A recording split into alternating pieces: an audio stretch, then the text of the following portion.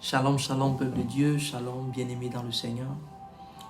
C'est encore un privilège et un honneur de vous savoir présent, de vous savoir à l'écoute de ce podcast ce matin. Nous prions. Seigneur, dans le nom de Jésus, nous voulons bénir ton nom pour ta grâce, pour ce privilège que tu nous donnes ce matin d'être encore connectés à ta parole, d'être connectés à toi, qui est la source, ô Dieu, de notre destinée. Seigneur, que personne ne sorte d'ici comme il est entré, que personne ne s'arrête, ô Dieu de gloire, de visionner, Seigneur, sans avoir été changé, transformé dans son homme intérieur, au nom de Jésus-Christ. Amen. Alors, peuple de Dieu, ce matin, nous parlons de la nécessité de se baigner dans la parole de Dieu. Dans le livre de Josué, le chapitre 1, le verset 8, la Bible dit que ce livre de la loi ne s'éloigne point de ta bouche.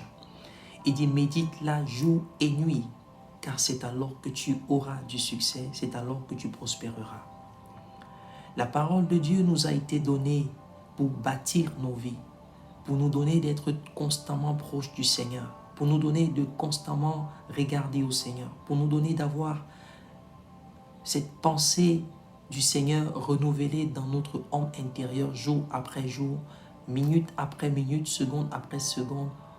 Et c'est ainsi que nous serons appelés des fils véritables représentants de Dieu sur la terre. La Bible dit dans le livre de Genèse chapitre 1, il dit « Au commencement, Dieu créa les cieux et la terre ». Et dans le livre de Jean, chapitre 1, il dit « Au commencement était la parole et la parole était avec Dieu ». Nous comprenons simplement que sans la parole de Dieu, il n'aurait pas été possible qu'il y ait une quelconque création. Parce que Dieu a créé par sa parole. Et si nous, en tant qu'enfants de Dieu, nous voulons avoir de l'impact dans ce monde, nous voulons accomplir notre destinée, nous voulons marcher dans le plan parfait que le Seigneur a pour nous, nous devons revêtir la parole de Dieu. Nous devons nous renouveler jour après jour dans la lecture de la parole de Dieu. C'est triste de savoir qu'aujourd'hui, beaucoup de chrétiens, beaucoup d'enfants de Dieu ne prennent plus du temps pour lire la parole. Nous écouter comme vous êtes en train de le faire, c'est une bonne chose. Mais la question ici est, qu'est-ce que vous avez reçu directement de la part du Seigneur? Parce que ce que les autres vont vous partager, c'est ce qu'ils ont reçu du Seigneur. Mais vous, qu'en est-il de vous? Est-ce que vous avez reçu quelque chose de la part du Seigneur? Bien, mais c'est le temps de rentrer aux sources.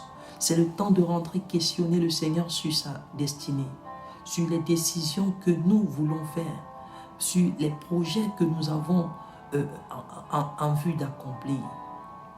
Alléluia. La parole du Seigneur. La parole du Seigneur. Tu dois lire la parole et non pas seulement la lire, mais tu dois la pratiquer. C'est à ce moment que tu te trouveras dans une atmosphère semblable à celle de nos bien-aimés qui ont été enlevés ou bien qui nous ont précédés. La parole de Dieu. Dieu, c'est sa parole. Et je vais te dire ce matin que jeûner est une très bonne chose, prier est une bonne chose. Mais si tu jeûnes et si tu pries sans la parole de Dieu, bien-aimé, tu es en train de passer à côté de ce que le Seigneur veut faire dans ta vie. Parce que la réponse à tes prières parfois ne viendra pas dans un songe. Oui, la réponse à tes prières ne viendra pas toujours par une voix audible de l'Esprit de Dieu. Mais très souvent, le Seigneur te donnera des réponses aux questions que tu lui poses dans la prière, dans sa parole. Pendant que tu seras en train de lire la parole, pendant que tu seras en train de méditer, de questionner le Seigneur sur le style de vie des patriarches, le Seigneur va t'illuminer, le Seigneur va t'amener à comprendre que voilà ce que j'ai prévu pour toi et voilà comment je veux que tu marches.